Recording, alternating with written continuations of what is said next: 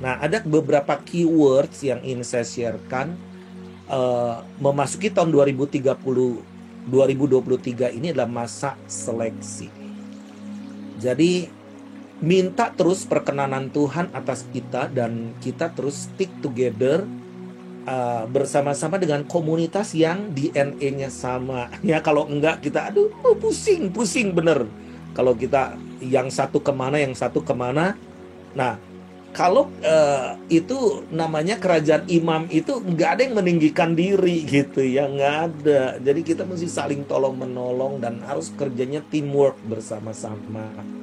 Nah, jadi ini adalah masa di mana seleksi ini gimana Tuhan, saya katakan gimana seleksinya ini nanti akan diuji ketika dia berjalan. Maksudnya Tuhan itu akan menetapkan langkah-langkah orang, setiap orang tuh langkah-langkahnya ditentukan. Nah, kita ini baru kehilangan seseorang yang kita kasihi ya. Saya benar-benar shock juga ya. Jadi kita ucapkan turut empati kepada Ibu Lady. Saya katakan I'm not alone ya.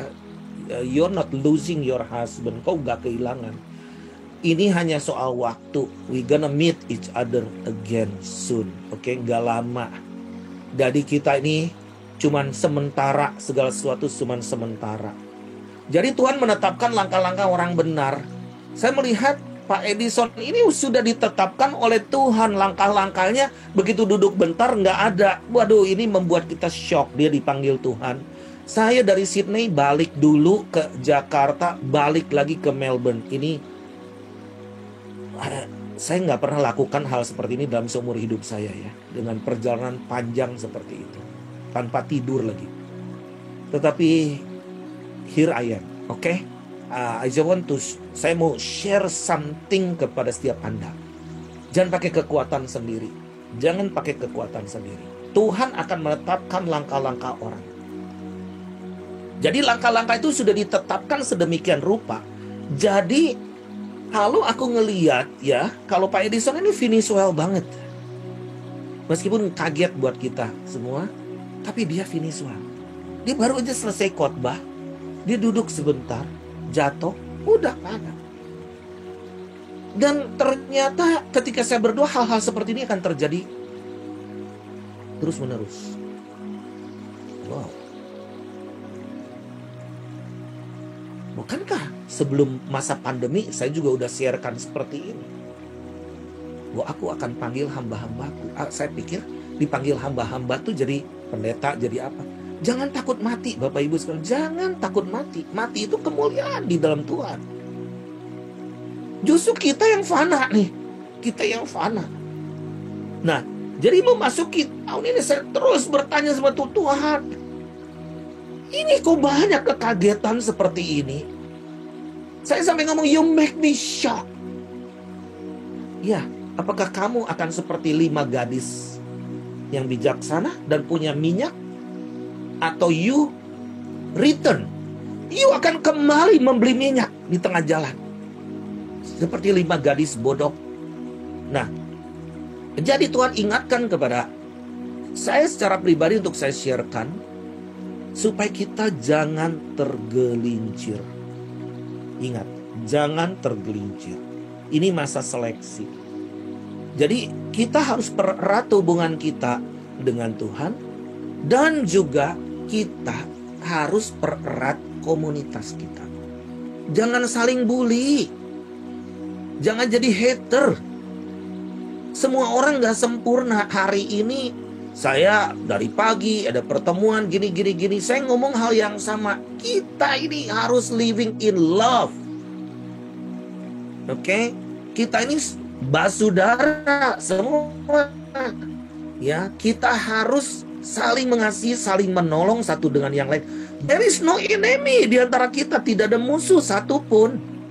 Musuh kita adalah setan. Nah, jadi ketika kita memasuki tahun ini, banyak berita-berita yang menggoncangkan kita. Baru berita, baru prediksi bahwa tahun 2023 akan menjadi tahun kegoncangan, atau tahun yang gelap, bahkan Bapak Presiden kita mengatakan tahun 2023 adalah tahun yang gelap sekali. Gelap sekali. What do you mean itu gelap sekali? Kita menghadapi satu kenyataan. Tetapi bukankah kita punya kebenaran? Kita mau percaya fakta, itu sudah realitas terjadi. Tetapi realitanya memang udah terjadi. Tetapi apakah kita hidup di dalam kebenaran? Nah, jadi ketika kita memasuki tahun yang uncertainty, ini saya khotbahnya 3 tahun yang lalu, uncertainty, ketidakmenentuan, masa disrupsi. Saya udah habis deh kata-kata semua nih, udah gitu ya. Era yang disrupsi itu banyak gangguan-gangguan yang gak perlu. Banyak organisasi juga kita hanya mikirin organisasi toh. Jadi kurang mikirin Tuhan. Karena banyak disrupsi, gangguan-gangguan. Nah, ketika tidak ada jalan, Tuhan itu pembuat jalan. Bukankah nih ayat di dalam Yesaya 43 ayat 18 dan 19? Firman-Nya, janganlah ingat-ingat hal-hal yang dahulu, dan janganlah perhatikan hal-hal dari zaman purbakala. Ayat 19 intinya, lihat, aku hendak membuat sesuatu yang baru. The new thing. Sesuatu yang baru. Jadi jangan cari mujizat yang lama. Oh, dulu aku lumpuh, aku disembuhkan, gini. Apakah Tuhan akan menyembuhkan hal yang sama? Belum tentu. Tuhan itu nggak pernah saya melihat membuat mujizat sama kedua kalinya. Bukankah keberadaan kita ini juga udah mujizat? Tuhan mau membuat sesuatu yang baru, yang sekarang sudah tumbuh, belumkah kamu mengetahuinya? Ya, aku hendak membuat jalan. Waymaker, he is a waymaker. Dia akan membuat jalan meskipun tidak ada jalan. Di mana? Di padang gurun dan sungai-sungai di padang belantara. Bagaimana dengan kondisi kita saat ini? Apa kita hopeless? Kita kayak kurang harapan? Kita seolah tidak menemukan jalan? Bukankah Yesus berkata, I am the way, the truth. Akulah adalah kebenaran, akulah jalan. Nah, sekarang kita sudah puluhan tahun mungkin kita sejak lahir, sejak dari kecil kita udah jadi orang Kristen. Diuji iman kita. Apakah kita mau tergelincir iman kita sehingga kita kurang percaya? Meskipun kita menghadapi satu situasi yang disebut gelombang besar, apakah kita mau seperti murid-murid Yesus? Guru, engkau tidak peduli kalau kami binasa. Ngomongnya binasa bukan mati, kurang ajar itu. Binasa itu kayak dinosaurus punah. Tuhan mau memunahkan kita. Kita ini makhluk ciptaan Tuhan yang paling mulia. Dia mau ciptakan kita sejak dari rencana Tuhan, sejak dari kandungan ibu kita, untuk menjadi seorang raja, seorang imam, seorang yang melakukan perkara-perkara yang dahsyat. Aku punya rencana sejak dari kandungan ibumu, kata Tuhan. Nah, Bapak Ibu sekalian, ini adalah kita melihat bahwa sesungguhnya gelap. Bagaimana gelap ini, kegelapan ini? Ternyata kegelapan ini bukan yang kita lihat. Kegelapan ini sedang merasuk sampai ke rumah-rumah, sampai ke kamar anak kita, cucu kita, dan lain sebagainya. Nah, di dalam Yesaya 60 ayat yang kedua, Yesaya 60 ayat yang kedua. Sebab sesungguhnya kegelapan menutupi bumi. Ini nggak bisa ditengking. Siapa yang mau bisa menengking kegelapan? Kegelapan itu akan datang. Sudah datang. Akan datang lebih gelap lagi. Tetapi Tuhan kata, sesungguhnya kegelapan menutupi bumi dan kekelaman menutupi bangsa-bangsa. Ada beberapa yang mendapatkan sesuatu yang perlu diuji tentunya. Bahwa kalau kita lihat Yerusalem itu adalah World Watch Clock. Untuk time waktu dunia yang harus kita perhatikan. Nah, beberapa pendoa, dan pendoanya ini bukan pendoa kece-kece ya. Bukan pendoa biasa-biasa, tapi yang udah teruji. Dia mendapatkan tahun ini bisa ditutup. Wow, katakan. Ya, kalau masih terbuka, biarkanlah itu terbuka. Tetapi apa sebetulnya barometer daripada Yerusalem ini? Saya melihatnya begini. Masa seleksi ini pemurnian. Apakah kita tahan diuji oleh api sekalipun? Saya nih, jangan dipikir saya super kuat. I have to fight myself, you know. Saya apa yang saya nggak lakukan, saya akan lakukan. Kalau itu kata Tuhan. Mengerjakan sesuatu untuk mempererat kesatuan di Australia emang perkara yang mudah. Saya pergi dari kota ke kota. Anda pikir mungkin saya banyak uang? Ada dana yang mensupport saya gini-gini, ada orang. Itu semua langkah demi langkah, itu mujizat demi mujizat. Australia belum selesai. Saya dipanggil lagi ke Israel untuk mobilisasi 150 juta pendoa syafaat di seluruh dunia. Do you think that it is easy as I talk? Seperti yang mudah, seperti yang saya ngomong. Ada nggak di antara Anda yang mau obey, taat, mau rugi, mau resiko, mau berjalan? Here I am. I give you myself. I give you my future. Ada yang mau? Tertantang. Ngomong gampang, di panggung gampang, khotbah gampang. Semalam saya ketika bergumul, Tuhan, beban ini terlalu berat bagiku. Tuhan ngomong begini. Yesaya 22 ayat 30, aku mencari seseorang di tengah-tengahmu, orang yang mendirikan tembok dan mempertahankan negeri di hadapanku. Kalau tidak kutemui, maka aku musnahkan negeri. Jadi maksudku tuh apa? Apakah di Australia kita mau bikin event supaya saya terkenal? Belum tentu saya akan bicara nanti. I stand for the nation. Give me Australia. Save Australia. Selamatkan negara-negara Oceania, Pasifik. Belum selesai ini, ke Yerusalem, oh my God. Saya ini juga, Anda semua tahu, saya juga masih berduka. Datang lagi duka-duka lain setelah kehilangan anak sulung saya. Natal kemarin tuh buat saya bisa lega, bisa lewati Natal. Kalau enggak saya nangis terus. Saya merana gitu. Saya menyesali diri gitu. Saya mengasihani diri gitu. No? Saya adalah orang yang kehilangan. Tetapi saya merasakan hati Bapa di sorga kehilangan miliar jiwa saat ini. Setelah kehilangan anak saya, apa yang terjadi? Anak-anak orang lain datang ke saya. Anak-anak pendeta konseling sama saya. Anak-anak remaja, pemuda. Sampai di Bandung kemarin, ada satu anak nyebut saya opah umur 23 tahun. Karena mamanya adalah nganggap saya papanya. Kata saya, cucu saya bertambah banyak. Jadi kita lihat begini. Kegelapan itu boleh menutupi bumi.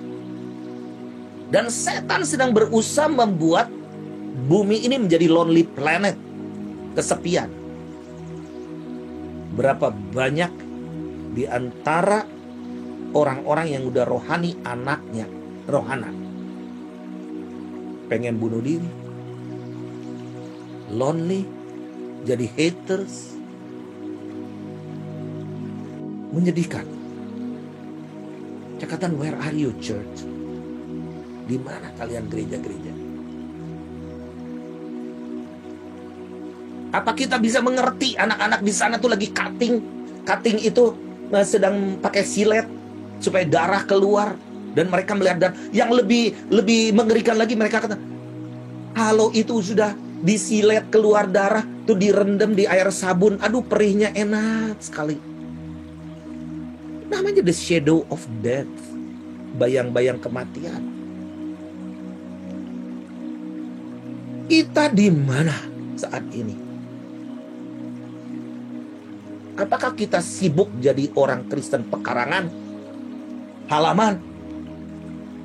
Nah, jadi kita lihat di sini di dalam ayat 2b, meskipun kekelaman menutupi bangsa-bangsa, perang ini belum berakhir. Ini ternyata menyebabkan banyak hal. Waduh, saya mendengar berita di Libanon itu sedih banget, bos. Hari ini dingin sekali cuaca, dan hari-hari ini nggak ada makanan dan bayi-bayi mati. Bayi-bayi banyak yang mati. Kata saya, what can we do? Apakah kita dari My Home ngumpulin dana lagi untuk kita bantu? Cuman 50.000 perak sehari untuk kita bisa memberi makan bayi sehari. Nah, ini kekelaman menutupi bangsa-bangsa, tetapi terang Tuhan terbit atasmu. Wow. Bukan hanya terang dan kemuliaannya, the glory, living with the glory. Tahu nggak di WPA 2023 nanti di Australia itu temanya Wave of Glory. Wave of Glory ini luar biasa. Nggak tahu, dari berbagai orang kita rangkum bersama-sama. Oh, apa temanya? Tema penting sekali. Wave of Glory. Itu gelombang kemuliaan akan datang dari timur. Dan nanti sub-temanya adalah every tribe. Jadi every tribe itu jadi setiap suku, setiap keluarga, every family, and every generation. Dan setiap generasi. Wow, tajam banget. Nah, jadi ada kemuliaan. Jangan khawatir. Di tengah kegelapan akan ada kemuliaan. Saya menggerakin doa tuh bukan teori, Bapak Ibu sekalian. Ibu Yoke tahu banget tuh. Saya udah berapa puluh tahun ya kita berdoa bareng-bareng. Benar nggak? Ketika kita berdoa keliling di Jakarta tahun 98, Ibu Yoke ikutkan di 2 bus itu. Aduh, kita mengerikan melihat mayat-mayat di mana-mana. Itu saya datang lagi. Saya udah begitu pulang ke Bandung, saya pergi sendiri ke Jakarta dan saya ngelihat, wah, Indonesia kiamat. Hanya Indonesia nggak ada harapan. Tadi Pak Levi ngomong begini, kenapa Indonesia sekarang maju? Jangan lupa, kan ada doa-doa orang kudus. Ada orang-orang yang bertahan di negeri. Meskipun kita harus bangkit dan menjadi terang untuk bangsa-bangsa lain. Nah, di dalam Yohanes 8 ayat 12, dunia boleh gelap, tetapi apa kata firman Tuhan? Yohanes 8 ayat 12, maka Yesus berkata pula kepada orang banyak, katanya, akulah terang dunia. Dunia boleh gelap, tapi Tuhan berkata, akulah terang dunia. Katanya, barang siapa mengikut aku, ia tidak akan berjalan dalam kegelapan, melainkan ia akan mempunyai terang hidup.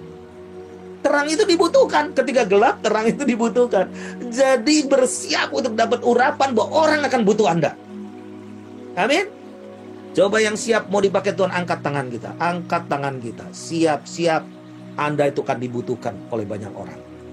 Nah, jadi kita sedang menghadapi satu ketakutan. Dunia yang dipenuhi oleh ketakutan. Ya. Kenapa? Di ketakutan ketakutan yang tidak mendasar. Takut mati, takut kena virus, takut nggak ada kerjaan, takut apa lagi? Saya menyadari ternyata ketakutan itu adalah sumbernya dari iblis. Kalau kita setiap kali kita ketakutan, berarti kita dicengkeram iblis. No peace. Takut dihina, takut dibully, takut gak dihargai, takut gak punya nama, takut hilang jabatan, takut hilang gini, takut apa. Berarti hidup kita belum dikontrol sepenuhnya oleh Tuhan. Dan belum juga menempatkan Tuhan menjadi Tuhan atas hidup kita. Yesus katakan, akulah jalan kebenaran dan hidup. Tidak ada seorang datang kepada aku kalau tidak melalui aku. Jadi sekiranya kamu mengenal aku, pasti kamu juga mengenal Bapakku. Sekarang ini kamu mengenal dia dan kamu telah melihat dia. Do we see him? Apakah kita melihat dia? Nah, jadi apa yang perlu kita lakukan, beberapa hal praktis yang saya dapat. Ini kalau saya sharing ini bukan berarti saya share untuk Anda, tetapi ini untuk diri saya juga. Untuk keluarga saya juga. Pertama, kita harus sungguh yakin. Yakin sungguh-sungguh. Sungguh-sungguh yakin bahwa kita ini selamat. Kita orang yang sudah diselamatkan. Dan kita adalah orang yang sudah percaya sama Tuhan. Dan kita mempercayai Tuhan sebagai kekuatan kita. Jadi yang pertama, yakin sungguh-sungguh atau dan dengan sungguh-sungguh yakin.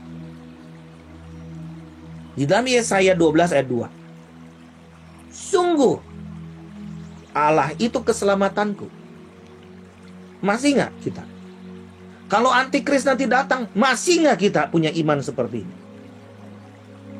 Sungguh Allah itu keselamatanku. Aku percaya dengan tidak gemetar. Dengan tidak gemetar. Sebab Tuhan Allah itu kekuatanku dan mazmurku. Ia telah menjadi keselamatan. Hidup kita yakin selamat. Mati kita sudah diselamatkan. Yang kedua, keputusan. Ambil keputusan untuk percaya. Keputusan untuk percaya itu gampang diomong tapi susah dilakukan. Karena ketika kita menghadapi masalah, kepercayaan kita pudar. Takut lagi, khawatir lagi. Di dalam Mazmur 56 kalau kita baca, waktu aku takut. Ini Daud nih berkata, waktu aku takut, aku ini percaya kepadamu. Jadi memang manusia ada ketakutan juga. Tetapi ada keputusan. Ketika aku takut, aku ini percaya kepadamu. Dia punya cucu, seringkali dia takut ini, takut itu, aku gendong. Atau omanya gendong. No, jangan takut. Dipeluk, akhirnya, oh ya, feeling safe. Seorang opa, seorang oma, atau seorang tua tahu memeluk anak-anaknya yang lagi takut. Ketika dikejar cacing, ada cacing di situ, dikejar kecoa, dia takut, dipeluk. Sama kayak kita. Kita nih kadang takut sama kecoa-kecoa. Bukan hal yang gede. Kecoa-kecoa kecil. Nah, apakah Tuhan gak memeluk kita sih seperti Bapak yang sayang kepada anaknya? Jadi, hari ini ambil keputusan. Ketika aku takut, aku ini percaya kepadamu. Yang ketiga, dedikasikan hidup kita yuk. Memasuki tahun ini kita agak terlambat sedikit karena kesibukan saya juga. Jadi MK ini baru mulai lagi. Jadi kita grow lagi bersama-sama, tapi dengan komitmen yang baru. Gak usah jadikan My Home itu jadi besar, gak usah. Jadikan Tuhan jadi besar. My Home ini hanya gerakan untuk supaya kita memberkati lingkungan, kita berdoa mengadopsi lingkungan, jadi berkat di situ. Tapi hidup kita, bukan kita bikin aktivitas terus, tetapi dedikasikan hidup kita. Ketika dedikasikan hidup kita jadi ambassador of the kingdom of God, then we know what should we do. Jadi kita tahu kegawean kita apa. Nah, di dalam Mazmur 57 ayat 5, serahkanlah hidupmu kepada Tuhan dan percayalah kepadanya dan ia akan bertindak. Jadi serahkan hidup kita kepada Tuhan. The rest. Kalau saya melihat ya, Orang-orang yang lebih muda dari saya kok begitu cepat diangkat. Bagaimana dengan saya? Bagaimana dengan kita semua? Apakah ada jaminan bahwa kita bisa usia panjang? Dan kita nggak tahu. Kalau panjang ya syukur. Tapi gimana kalau usia panjang kita hanya menyesali diri? Kenapa hidupku begini merana? Kenapa ya begini? Aduh, mendingan jangan hidup. Sedih. Gitu. Kayak seperti no value. Living with no value. Hidup kayak nggak berharga. Nah, jadi dedikasikan hidup kita. Jadi begini, kita harus yakin sungguh-sungguh dan sungguh-sungguh yakin bahwa Allah itu keselamatan kita. Tidak bisa ditawar-tawar. Kedua, putuskan bahwa hidup kita percaya ketika kita takut. Yang ketiga, dedikasikan hidup kita. Everything is belong to you. Anakku milik Tuhan. Karena kita khawatir soal anak kadang. Bisa apa sih kita? Serahkan anak kita ke milik Tuhan. Semuanya milik Tuhan. Nah, di dalam Matius 24 ayat 22. Matius 24 ayat 22. Ini ayat berbicara kepada saya sangat kuat. Sangat kuat. Matius 24 ayat 22. Dan sekiranya waktunya tidak dipersingkat. Oh my God. Dan sekiranya waktunya tidak dipersingkat, maka dari segala yang hidup tidak akan ada yang selamat. Akan tetapi oleh karena orang-orang pilihan waktu itu akan dipersingkat. Wow. Saya ketemu Rick Ridings di Dallas, Texas bulan Oktober yang lalu. Aku tanya begini, Rick, what should we pray today? Kita harus doa seperti apa sih sekarang? Dia ngomong dengan lembut, Daniel, we need you, Indonesia. Kami butuh engkau Indonesia. Dia ngomongnya Indonesia. Kita minta kemurahan Tuhan. To postpone. To postpone maksudnya apa? Untuk mengundur waktu. Maksudnya apa? Dia ngomong nggak terlalu spesifik, tapi kita perlu gereja bangkit. Anak-anak Tuhan bangkit. Untuk menyelesaikan masalah. Menyelesaikan semua yang tertunda. Menyelamatkan yang terhilang. Dia yang tinggal di Yerusalem, Bapak Ibu sekalian. Dia ngerti bahwa perang dunia itu akan terjadi. Antikris akan muncul.